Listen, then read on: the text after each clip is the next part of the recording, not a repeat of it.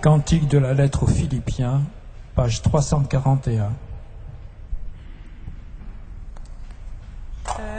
Jésus-Christ, tu es Seigneur, à la gloire de Dieu le Père. Jésus-Christ, tu es Seigneur, à la gloire de Dieu le Père. Jésus-Christ, qui est la condition divine, ne retint pas jalousement le bon qu'il est d'un être à Dieu. Jésus-Christ, tu es Seigneur, à la gloire de Dieu le Père.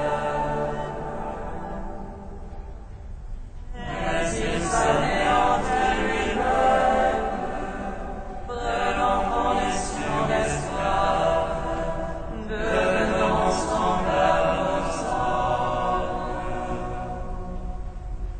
Jésus-Christ, tu es Seigneur, à la gloire de Dieu le Père. À son aspect de volume d'un homme, il s'humilia plus encore, obéissant jusqu'à la mort sur une croix. Jésus-Christ,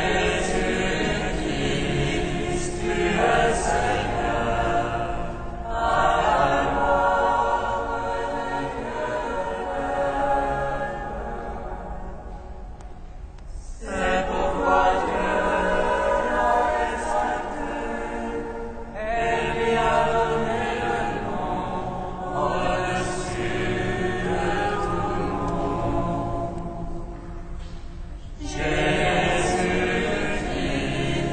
tu es Seigneur, à la gloire de Dieu le Père.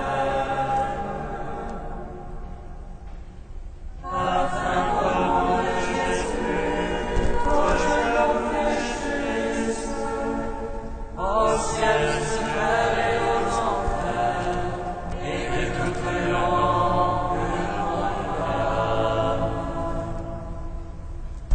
Jésus-Christ, tu es Seigneur, à la gloire de Dieu le Père.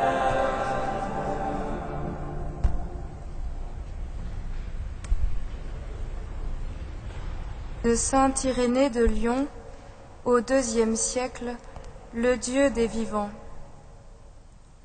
Notre Seigneur et notre Maître, dans sa réponse aux Sadducéens qui niaient la résurrection et par là même méconnaissaient Dieu et ridiculisaient la loi, a tout à la fois démontré la résurrection et fait connaître Dieu. Quant à la résurrection des morts, leur dit-il, n'avez-vous donc pas lu cette parole dite par Dieu ? Je suis le Dieu d'Abraham, d'Isaac et de Jacob. Et il ajoute, il n'est pas le Dieu des morts, mais des vivants, car tous sont vivants pour lui. Par là, il a fait clairement connaître que celui qui, du buisson, parla à Moïse et déclara être le Dieu des pères, c'est lui, le Dieu des vivants. Or, qui donc serait le Dieu des vivants, sinon le vrai Dieu, au-dessus duquel il n'est pas d'autre Dieu? Il est avec son Verbe, le même qui a parlé à Moïse et qui a réfuté les Sadducéens, le même qui a fait le don de la résurrection et qui démontre à partir de la loi à ces aveugles ces deux choses, la résurrection et Dieu.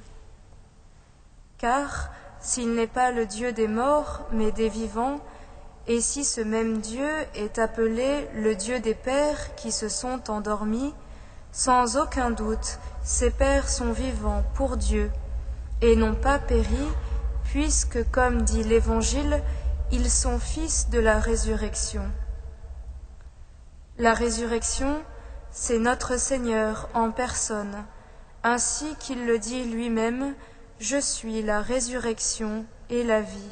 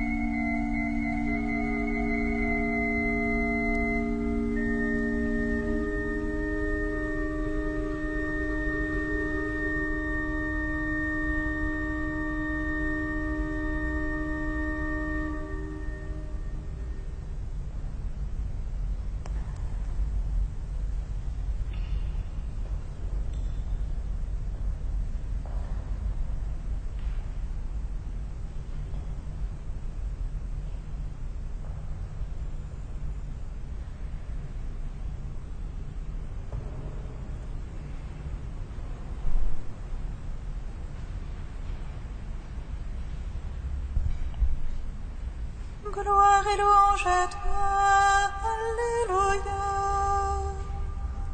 Gloire et louange à toi, Alléluia.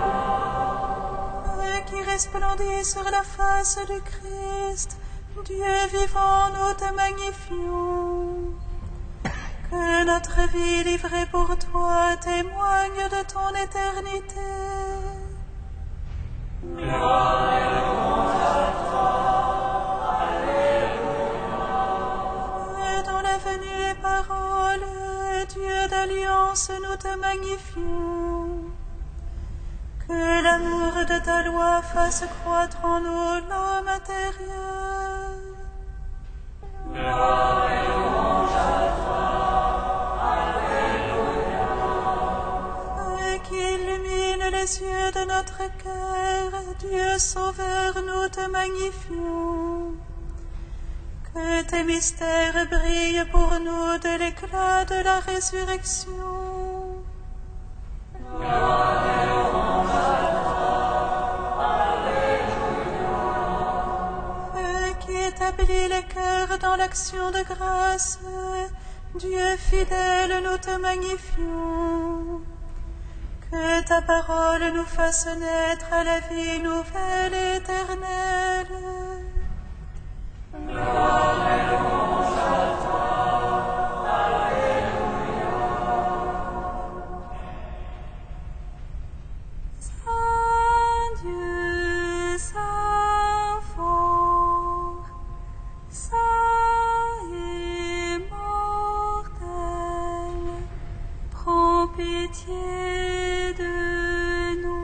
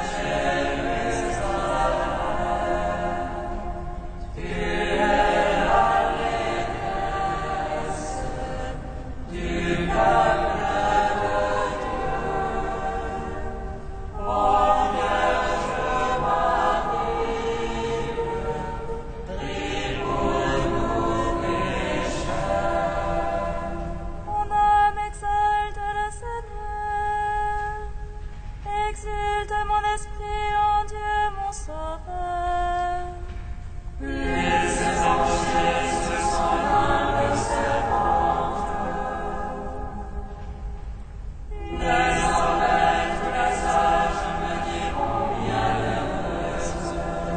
Le puissant fit pour moi des merveilles. Ça est son nom.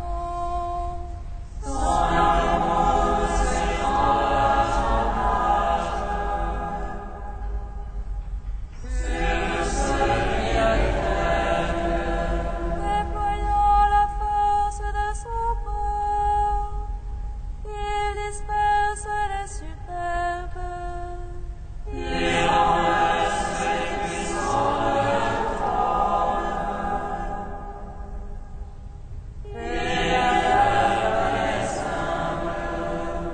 comble de bien les affamés, renvoie les riches les mains vides.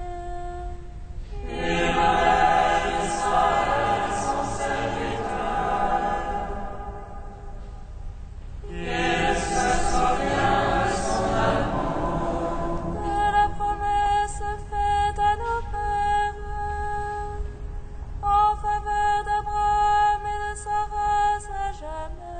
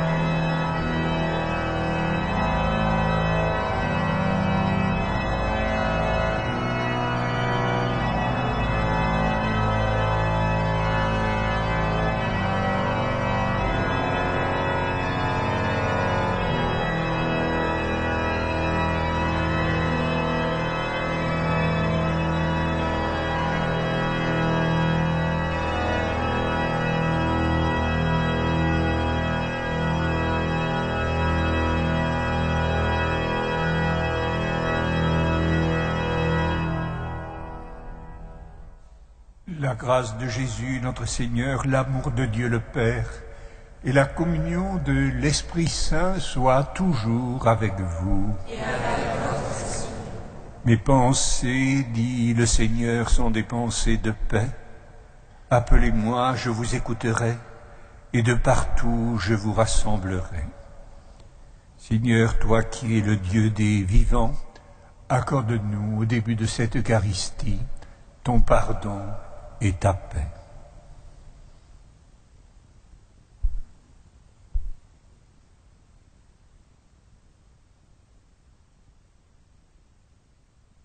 Par Jésus-Christ, que Dieu Tout-Puissant nous fasse miséricorde et qu'il nous pardonne nos péchés et nous conduise à la vie éternelle. Amen.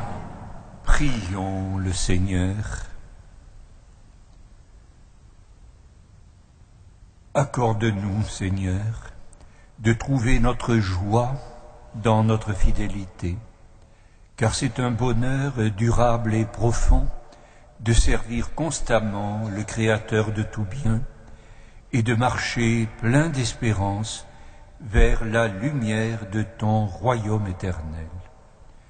Par Jésus-Christ, ton Fils, notre Seigneur et notre Dieu, qui règne avec toi et le Saint-Esprit maintenant et pour les siècles des siècles. Amen.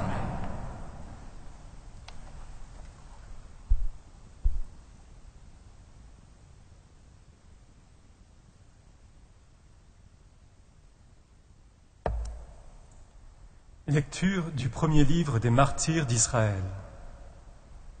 Le roi Antiochus parcourait le haut pays. Il apprit alors qu'il y avait en Perse une ville, Élimaïs, fameuse par ses richesses, son argent et son or. Son temple, extrêmement riche, contenait des casques en or, des cuirasses et des armes, laissées là par Alexandre, fils de Philippe et roi de Macédoine, qui régna le premier sur les Grecs. Antiochus arriva, et il tenta de prendre la ville et de la piller, mais il n'y réussit pas, parce que les habitants avaient été informés de son projet. Ils lui résistèrent et livrèrent bataille, si bien qu'il prit la fuite et battit en retraite, accablé de chagrin, pour retourner à Babylone. Il était encore en Perse quand on vint lui annoncer la déroute des troupes qui avaient pénétré en Judée, Lysias en particulier, qui avait été envoyé avec un important matériel, avait fait demi-tour devant les Juifs.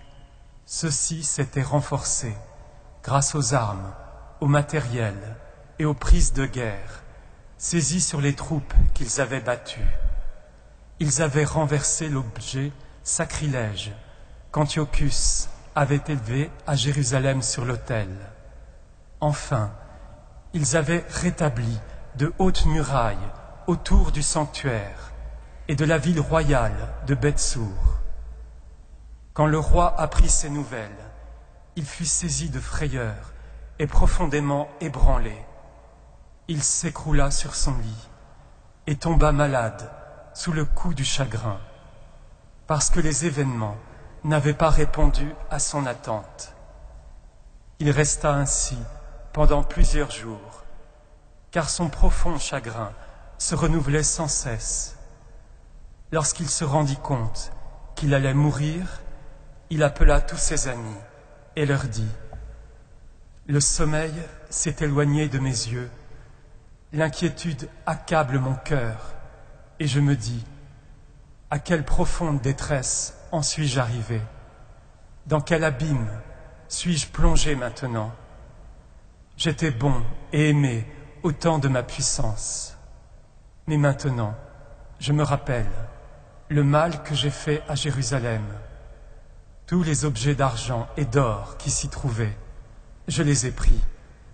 J'ai fait exterminer les habitants de la Judée sans aucun motif. Je reconnais que tous mes malheurs viennent de là, et voici que je meurs dans un profond chagrin sur une terre étrangère.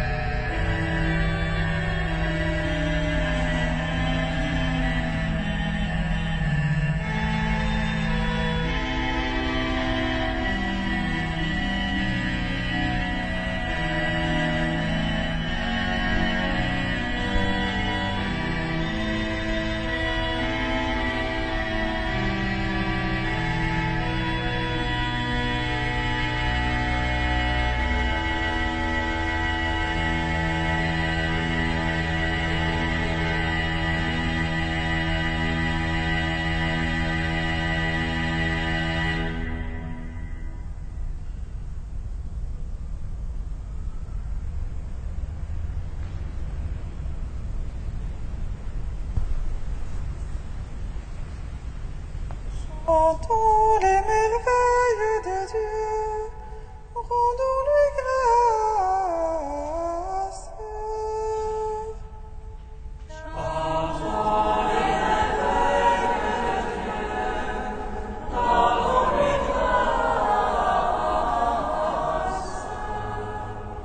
tout mon cœur, Seigneur, je rendrai grâce.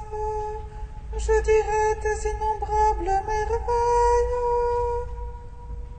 Pour toi j'exulterai, je danserai, je fêterai ton nom, Dieu très haut. Chantons les merveilles de Dieu, rendons-lui grâce.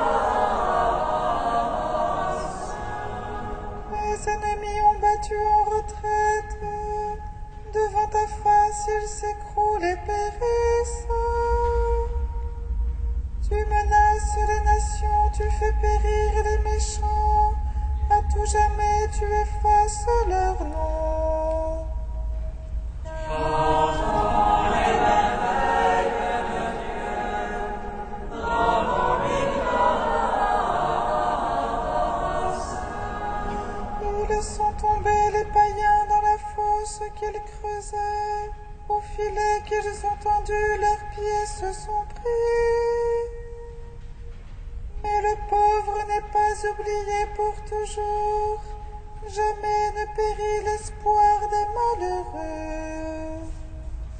Chantons les merveilles de Dieu, rendons-lui grâce. Alléluia, alléluia, alléluia, alléluia, alléluia, alléluia.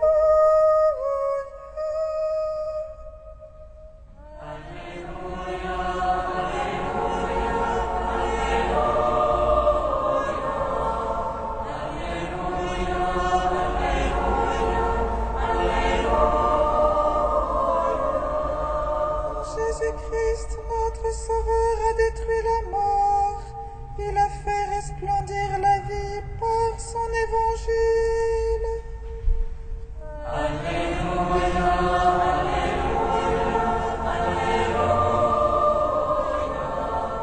alléluia, alléluia. Le Seigneur soit avec vous. Évangile de Jésus-Christ selon saint Luc. Des Sadducéens, ceux qui prétendent qu'il n'y a pas de résurrection, vinrent trouver Jésus et ils l'interrogèrent. « Maître, Moïse nous a donné cette loi. Si un homme a un frère marié mais qui meurt sans enfant, qu'il épouse la veuve pour donner une descendance à son frère. Or il y avait 7 frères. Le premier se maria et mourut sans enfant, le deuxième puis le troisième épousèrent la veuve, et ainsi tous les 7. Ils moururent sans laisser d'enfants. Finalement, la femme mourut aussi. Eh bien, à la résurrection, cette femme, de qui sera-t-elle l'épouse, puisque les 7 l'ont eue pour femme? Jésus répond, « Les enfants de ce monde se marient, mais ceux qui ont été jugés dignes d'avoir part au monde à venir et à la résurrection d'entre les morts ne se marient pas, car ils ne peuvent plus mourir. Ils sont semblables aux anges, ils sont fils de Dieu en étant héritiers de la résurrection. Quant à dire que les morts doivent ressusciter, Moïse lui-même le fait comprendre dans le récit du buisson ardent, quand il appelle le Seigneur le Dieu d'Abraham, le Dieu d'Isaac, le Dieu de Jacob. Il n'est pas le Dieu des morts, mais des vivants. Tous vivent en effet pour lui. Alors certains scribes prirent la parole pour dire « Maître, tu as bien parlé », et ils n'osaient plus l'interroger sur quoi que ce soit. Acclamons la parole de Dieu. Louange à toi, Seigneur.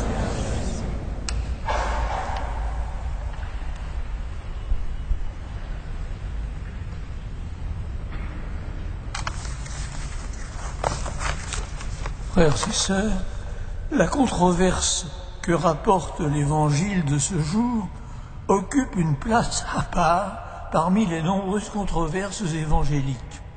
D'abord, ce sont les Sadducéens qui en prennent l'initiative, alors que le plus souvent, l'attaque vient des pharisiens.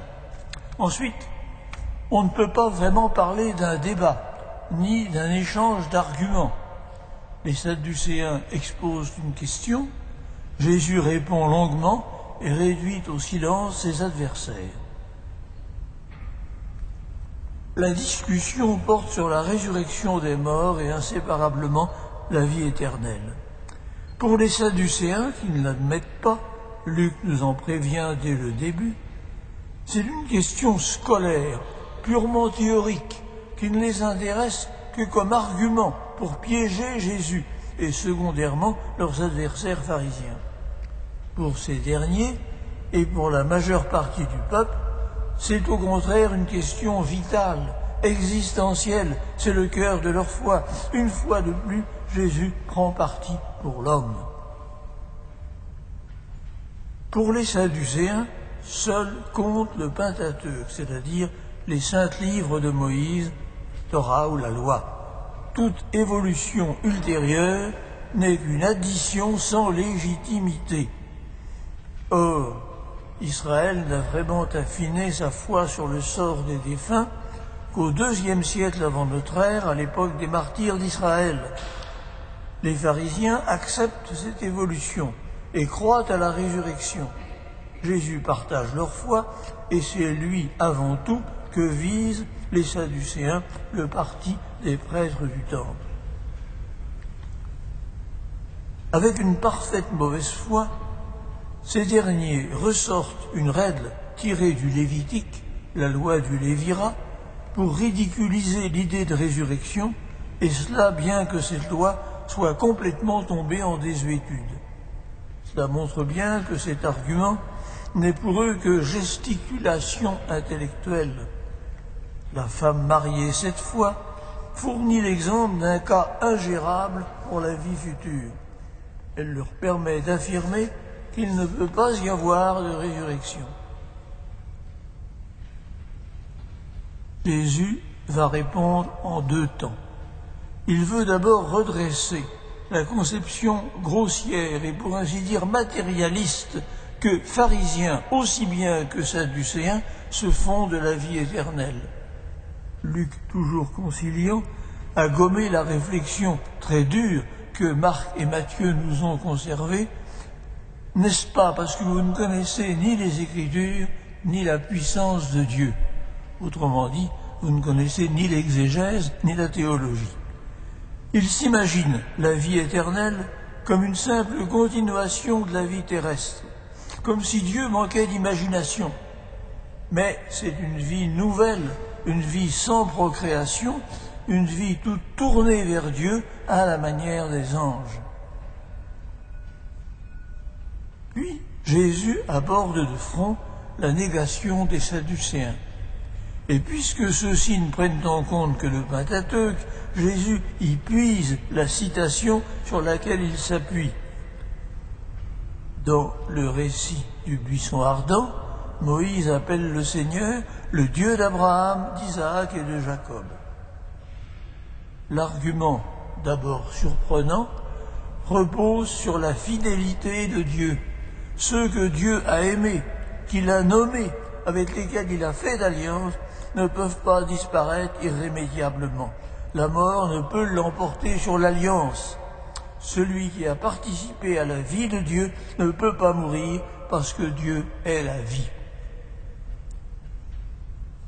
Et c'est là qu'éclate une différence capitale. Les Sadducéens avançaient un argument.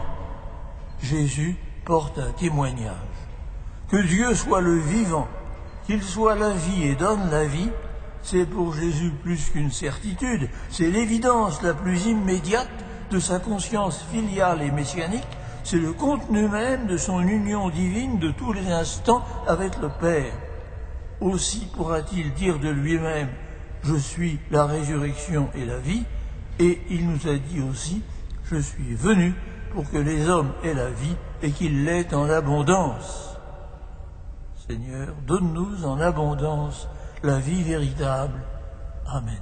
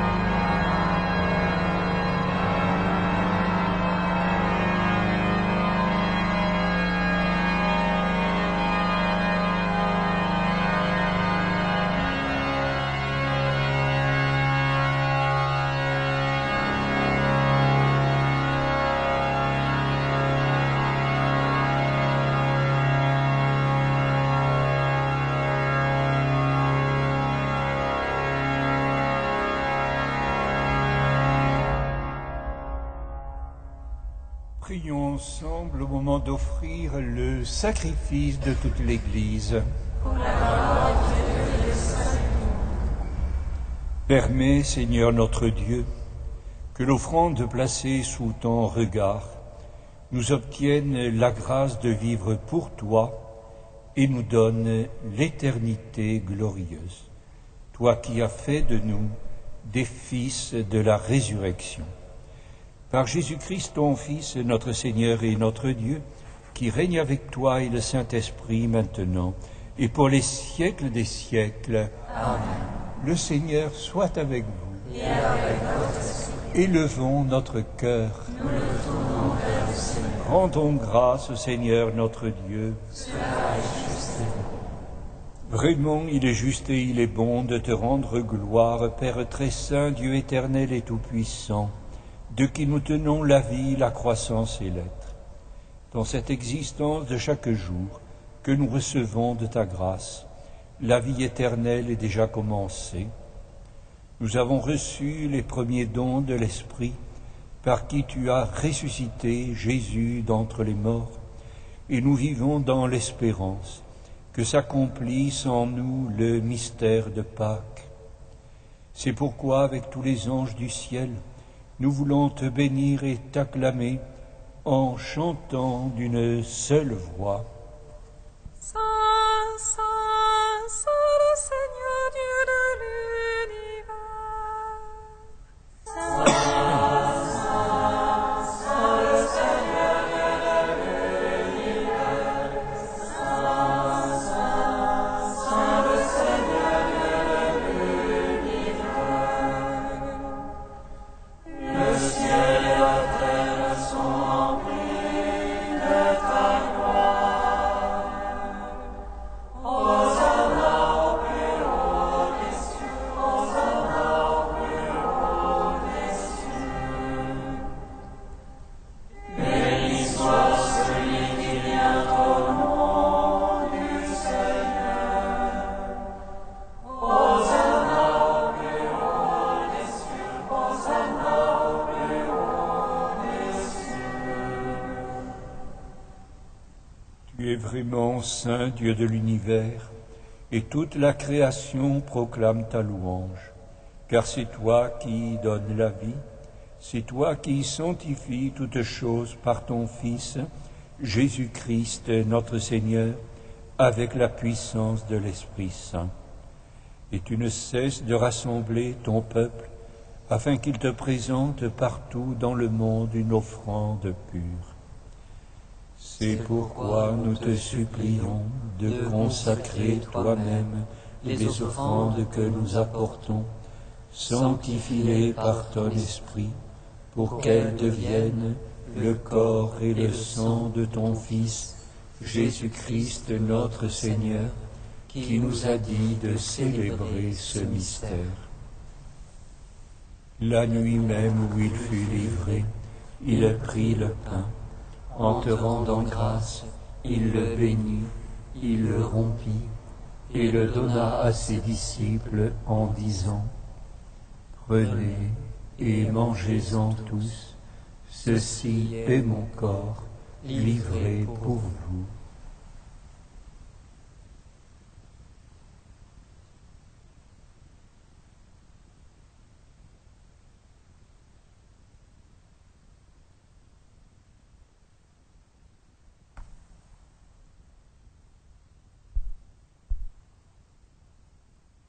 De même, à la fin du repas, il a pris la coupe. En te rendant grâce, il la bénit et la donna à ses disciples en disant : Prenez et buvez-en tous, car ceci est la coupe de mon sang, le sang de l'alliance nouvelle et éternelle, qui sera versé pour vous et pour la multitude en rémission des péchés. Vous ferez cela en mémoire de moi.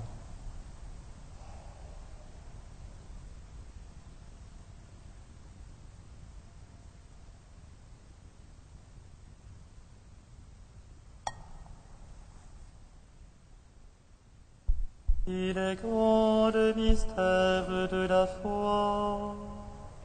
Nous proclamons ta mort, Seigneur Jésus. Nous célébrons ta résurrection. Nous attendons ta venue dans la gloire. En faisant mémoire de ton Fils, de sa passion qui nous sauve, de sa glorieuse résurrection et de son ascension dans le ciel, alors que nous attendons son dernier avènement, nous présentons cette offrande vivante et sainte pour te rendre grâce. Regarde, Seigneur, le sacrifice de ton Église et daigne y reconnaître celui de ton Fils, qui nous a rétablis dans ton alliance.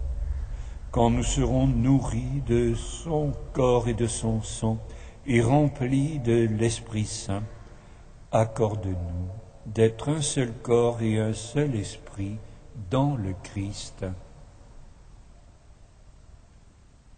Que l'Esprit Saint fasse de nous une éternelle offrande à ta gloire, pour que nous obtenions un jour les biens du monde à venir, auprès de la Vierge Marie, la bienheureuse Mère de Dieu, avec les apôtres, les martyrs et tous les saints qui ne cessent d'intercéder pour nous.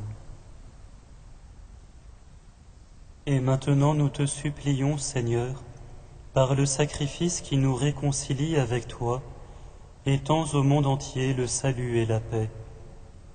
Affermis la foi et la charité de ton Église au long de son chemin sur la terre.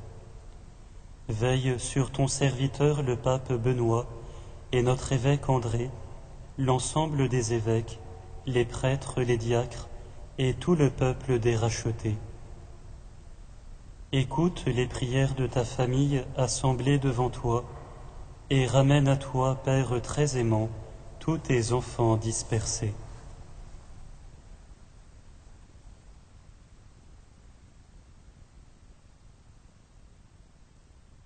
Pour nos frères défunts, Didier, pour les hommes qui ont quitté ce monde et dont tu connais la droiture, nous te prions. Reçois-les dans ton royaume, où nous espérons être comblés de ta gloire, tous ensemble et pour l'éternité par le Christ, notre Seigneur, par qui tu donnes au monde toute grâce et tout bien. Par lui, avec lui et en lui, à toi, Dieu le Père Tout-Puissant, dans l'unité du Saint-Esprit, tout honneur et toute gloire, pour les siècles des siècles.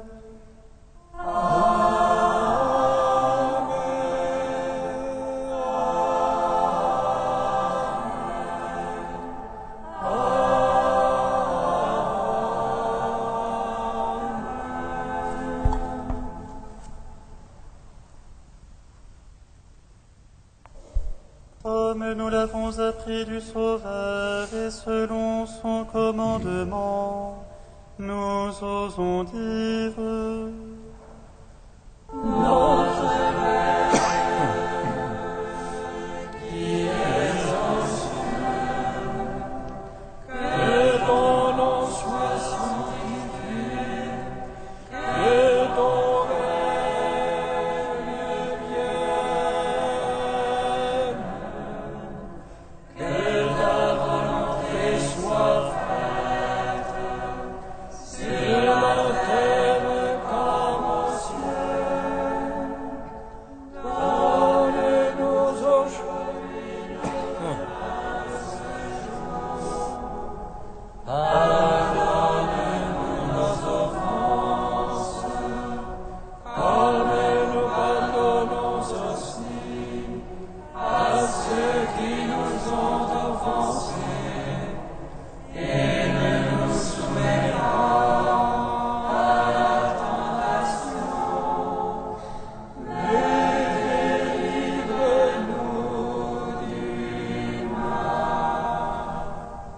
Délivre-nous, Seigneur, de tout mal et donne la paix à notre temps. Par ta miséricorde, libère-nous du péché. Rassure-nous devant les épreuves en cette vie où nous espérons le bonheur que tu promets et l'avènement de Jésus-Christ, notre Sauveur. Car c'est à toi qu'appartiennent le règne et la puissance et la gloire pour les siècles des siècles. Amen. Seigneur Jésus-Christ, tu as dit à tes apôtres, je vous laisse la paix, je vous donne ma paix. Ne regarde pas nos péchés, mais la foi de ton Église. Pour que ta volonté s'accomplisse, donne-lui toujours cette paix et conduis-la vers l'unité parfaite. Toi qui règnes pour les siècles des siècles. Amen. Que la paix du Seigneur soit toujours avec vous. Frères et sœurs, dans la charité du Christ, donnez-vous la paix. La paix de Christ.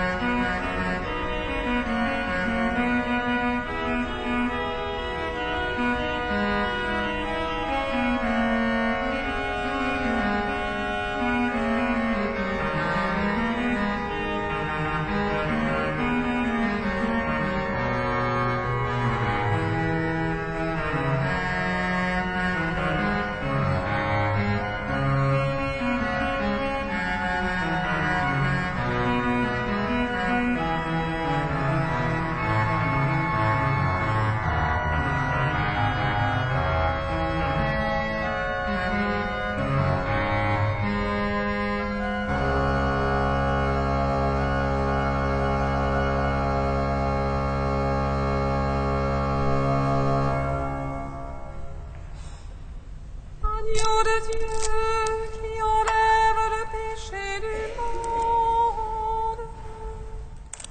En pitié de nous. Agneau de Dieu qui enlève le péché du monde. En pitié de nous. Agneau de Dieu qui enlève le péché du monde,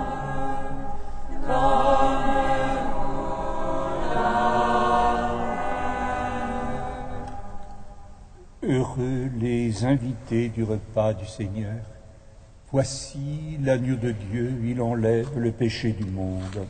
Seigneur, je ne suis pas digne de te recevoir, mais dis seulement une parole et je serai guéri. recevez le corps du Christ, goûtez à la Pâque immortelle.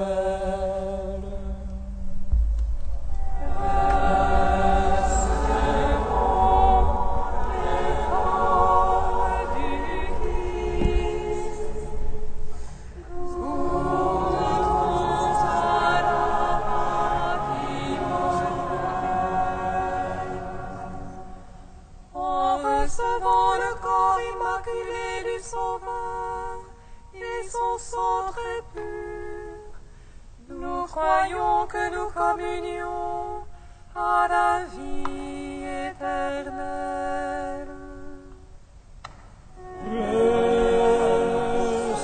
Recevons le corps du Christ. Goûtons à la Pâque immortelle. du Christ. Amen.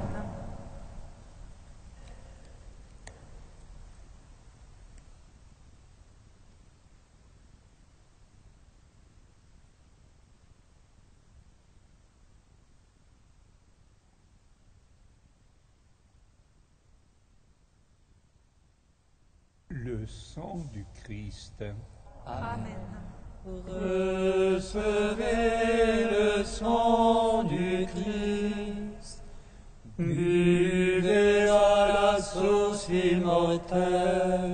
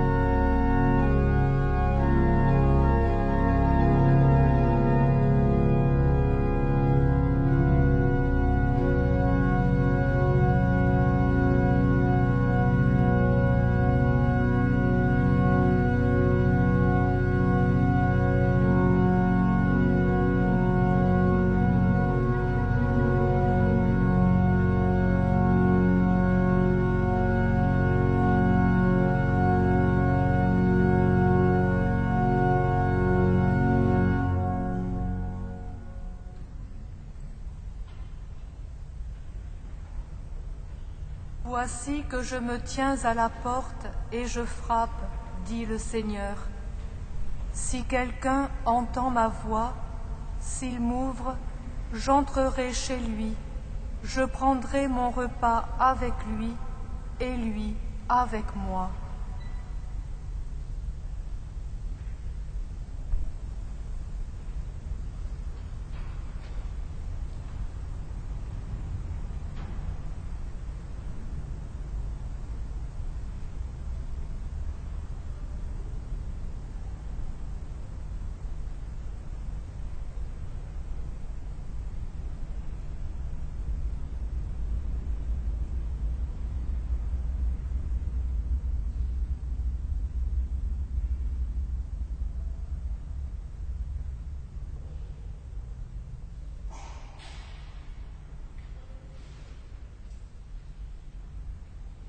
Achevons notre prière dans l'action de grâce.